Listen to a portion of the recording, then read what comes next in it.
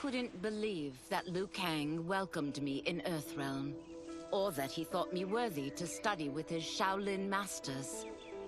After a lifetime of wishing for one, I finally had a home. But my joy was tempered as I thought about Serena. My shadow sister was still under Quan Chi's yoke, and she deserved a life free of him as much, if not more, than I. Quan Chi and my other sisters proved tenacious, but they were no match for my blade. I snatched Serena from them. Then Liu Kang helped me break Quan Chi's spell. Her mind free of his influence for the first time in years, Serena chose to join me in Earthrealm. My sister and I once again fight side by side. Only now we do so for Earthrealm.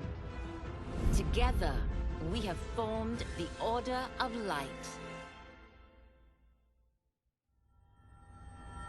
While the regime had changed, little else had. My people still suffered in silence, ignored by the rest of Outworld. Though now I knew Empress Mileena's secret, that she was also afflicted with Tarkat. If anyone would help, it would be her. But how to get an audience? Syzoth. He was the Empress's new emissary to the Zaterrans. I asked him to introduce us. At great personal risk, he agreed. And as I'd prayed, the Empress was willing to meet. Even better, she would visit the colony. She was shocked to see how we lived. She moved quickly to provide for our care and comfort. Thanks to the Empress and Syzoth, we Tarkatans are no longer pariahs. Until our disease can be cured, that will do. Though the barriers between timelines had been rebuilt, there was no question that they could again be broken. Protecting this timeline would require eternal vigilance, so that it could not fall victim to further outside aggression. But nothing in my countless lifetimes had prepared me for this task. In none of them had multiple timelines ever coexisted. Monitoring them for threats was an entirely novel problem. It would require a novel solution. I discovered that though the timelines no longer touched, their meeting had left them intertwined. I can now secretly surveil all timelines, keeping watch for potential danger. It pleases me to do this service for the new era. Lord Liu Kang may rest assured that it is secure. Quan Chi's defeat had cost me everything. For months I had furthered his plot, and now I had to start over. Saido's people were still in chains. That's when Rain approached me. On the run from Empress Mileena, he was desperate for help. And though I'd had my fill of sorcerers, this one was different. I agreed to provide him safe haven. He agreed to help topple Saido's government. And topple it we did. Rain summoned a wave so fast, so powerful, that it crushed the capital. Saido's fascist rulers were swept away. My people are finally free. They can chart their own course, needing only to follow their own desires. Their lives are now blessed by anarchy.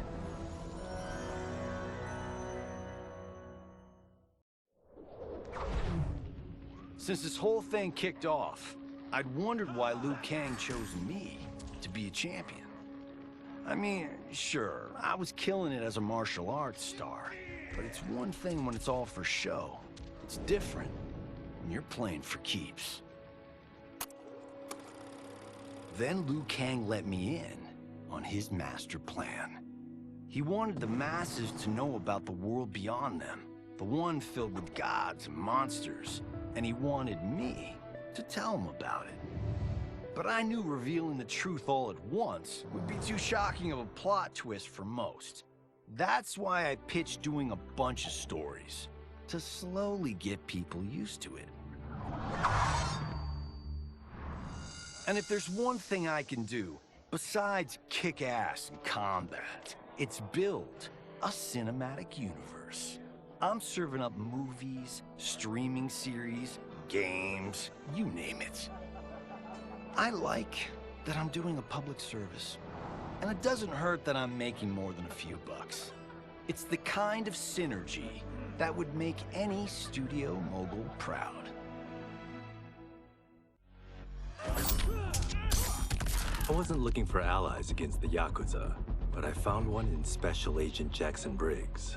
He'd heard gangsters plotting to kill me on a wiretap and came calling, hoping I'd be his informant. We planned to part ways when we got the job done. But then, Shang Tsung showed up to steal Sento. Needless to say, Jackson had questions. It blew his mind to hear that the stories in Johnny's movies were real. Once the shock wore off, Jackson quickly sized up the threats Earthrealm faced. To deal with them, he got his bosses at the FBI to form the Outworld Investigation Agency. When he asked me to sign on, I hesitated. After all, me? A government agent? But it's an important job. And more importantly to me, an honest living.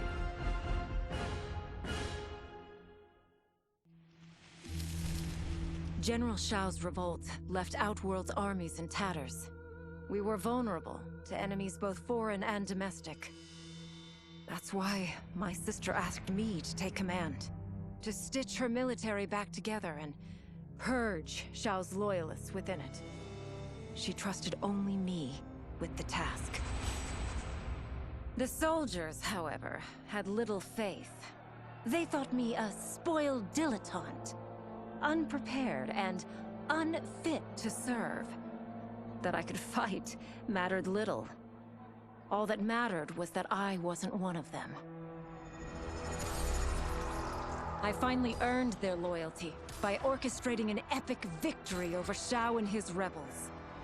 Though the general himself escaped, his forces were smashed. For as long as I am able, I will lead the Empress's armies in defense of Outworld. Through strength, we will achieve peace. It was inevitable that the Shaolin Masters had me join them. They knew just how much future initiates could learn from me. Shujinko was one of my earliest. His ability to absorb anyone's powers and skills was amazing. With the right training, he could become our greatest champion. I knew that I alone could give it to him. But as his proficiency grew, so did his ego. In love with himself and his power, Shujinko became a threat to the realms. He hadn't learned humility, because I wasn't the one who could teach it. I should have listened to Raiden's warning and not tried to train Shujinko alone. After he was subdued, Shujinko's accumulated abilities and memories were taken from him. He is once again a new initiate, ready to begin his training. This time, Raiden and I train Shujinko together. He will become the champion he is destined to be. And I will fulfill my duties, humbly and cooperatively.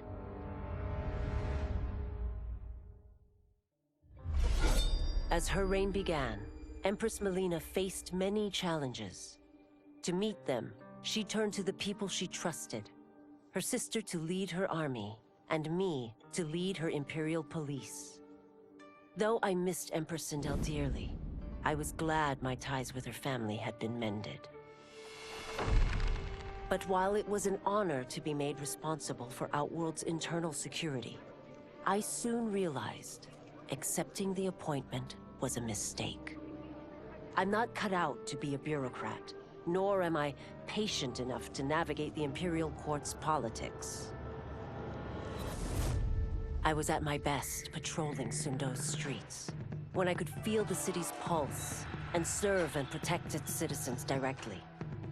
That's why I resigned my post and resumed my role as Sundo's first constable. I end each day knowing I've made a difference.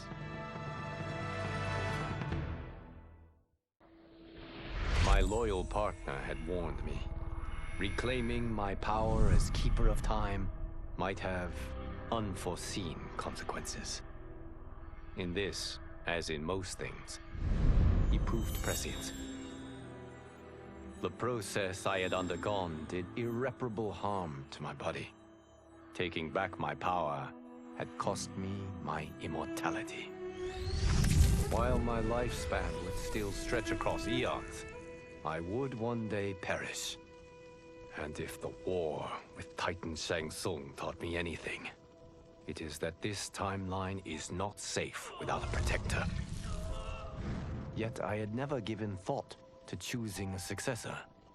Who is it that could replace me and protect my new era? The answer, of course, is Geras. Tireless and meticulous, he is perfectly suited to be entrusted with this grave duty. And no one knows better the temptations of the hourglass. I have no doubt he will be above them. Though worried about how the public might react, I met with Baraka to discuss his Tarkatans.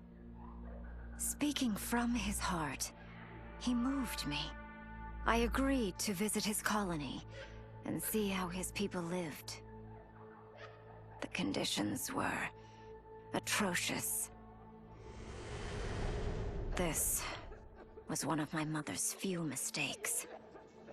Like all Outworlders, she treated Tarkatans with scorn. What they deserved from us was compassion. And the only way to get it for them was to reveal my affliction. To show all my subjects that even an empress could get Tarkat. The scandal my revelation caused was intense. But with the help of Kitana and Tanya, I emerged from it a stronger empress than ever. My honesty, empathy, and resolve won over my remaining doubters. There is no longer any question that I am fit to lead the Empire. Quan Chi's plot collapsed. Along with it, my plan to secure new beings to feed my starving people. Because I'd advocated for partnering with him, I was held responsible. If I didn't seize for Veternus' new feeding grounds, the Coven would banish me. But then, I had a revelation. I didn't need to conquer realms to feed my people. I simply needed to capture enough beings to breed them. Once they multiply, Veternus will have a limitless, renewable source of food. And I only need a few thousand to start. A number so small compared to the billions in the realms that no one will notice as people go missing. But it will be more than enough to establish our breeding stock and feed a ravenous Veternus.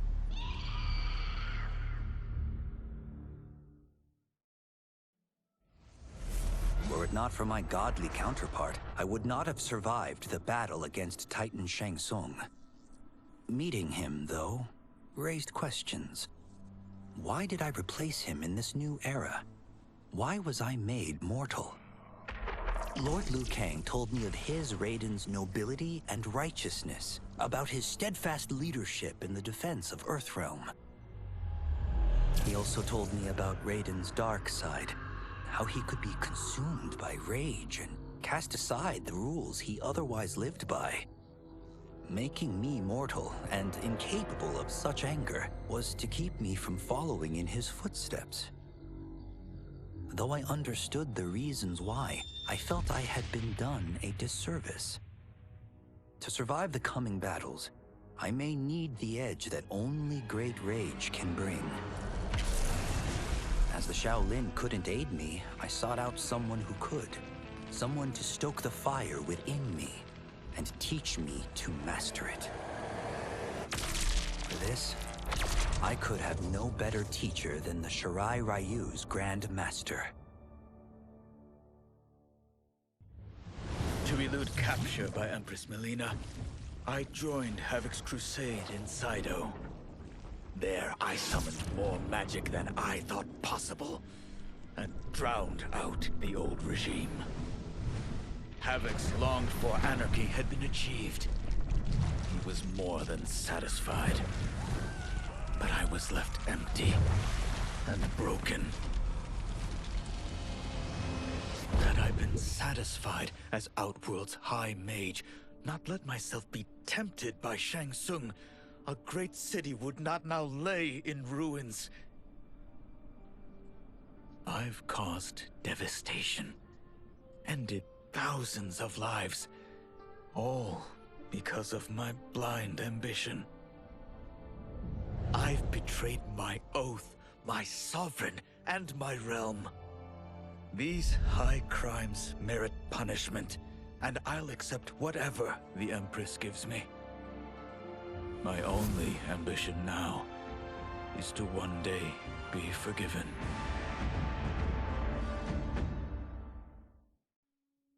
With General Shao freed from prison, we began raising a new army against the royal family.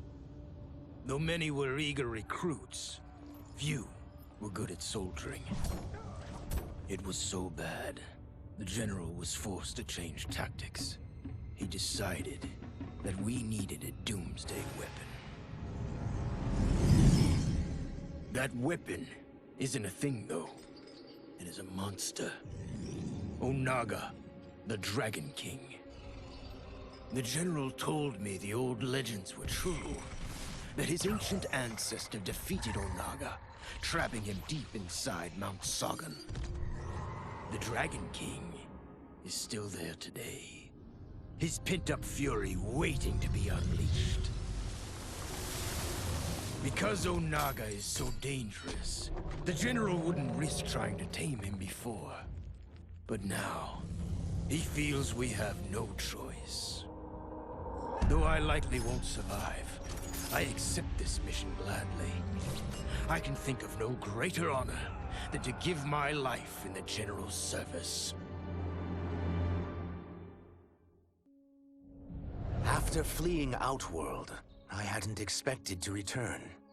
But then, I also hadn't expected the new Empress to make me an offer I couldn't refuse. To thank me for helping stop General Shao's rebellion, she asked me to be her emissary to the Zaterrans. Going home, bearing the seal of the royal house, I would show, once and for all, that my mutation wasn't to be feared. That it wasn't a source of shame. To my surprise, I was welcomed. But those warm smiles hid a dark secret. I stumbled upon a trove of official records, which showed that my shape-shifting ability isn't unique.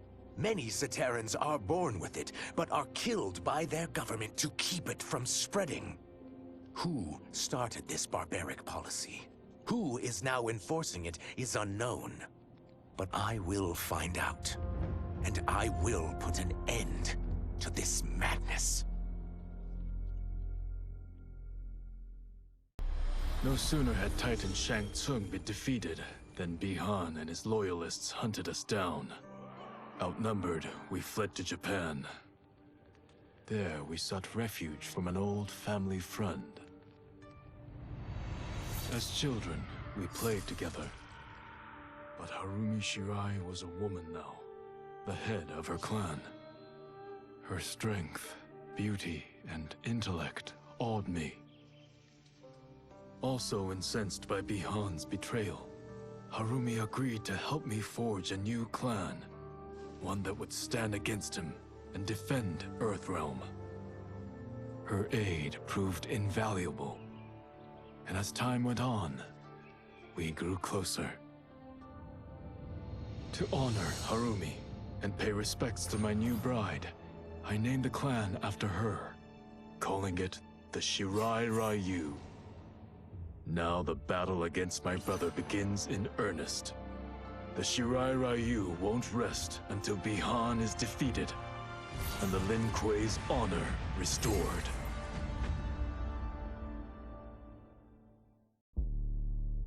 After escaping Lei Chin prison, I was hounded by the Imperial Police.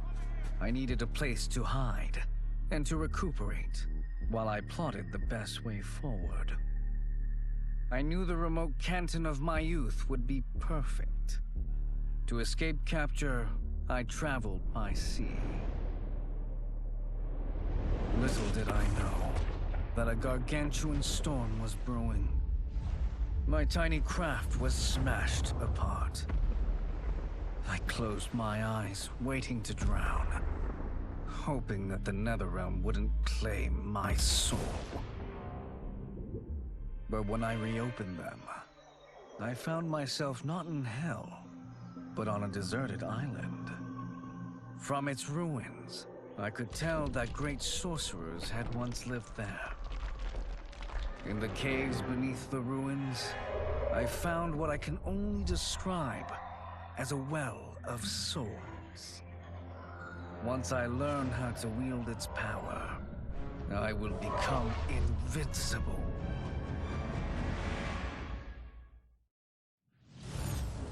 The battle had been lost, but the war isn't over. I won't stop fighting until I take Outworld's throne. That they thought Lei Chin prison would hold me is laughable. Once free, I began planning my next campaign. I would need an unstoppable army to overthrow Mileena. Unfortunately, most of my former soldiers lacked the courage to rally to my standard. Rebuilding my army would require finding new recruits. And that task is proving easier than expected. Outworld's golden age has left more than a few behind.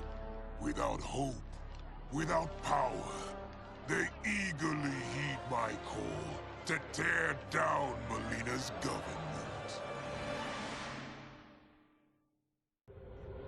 As the darkness enveloped me, I took a long last look at my family. I did not expect to see them again until their souls joined mine in the living forest. But miraculously, my beloved husband delivered me from oblivion.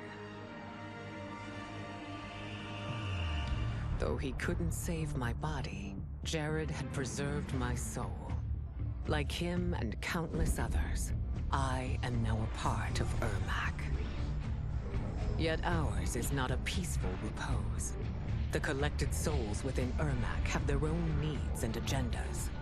Before we can speak as one, we must first reach consensus. I had thought, as the former rulers of Outworld, I and Jared would hold sway. But here we are, two souls among many thousands, fighting for the right to be heard. And if there is one thing we do well together, it is fight. We will win the right to govern Ermac as we once had governed Outworld. And we will rule for the benefit of all.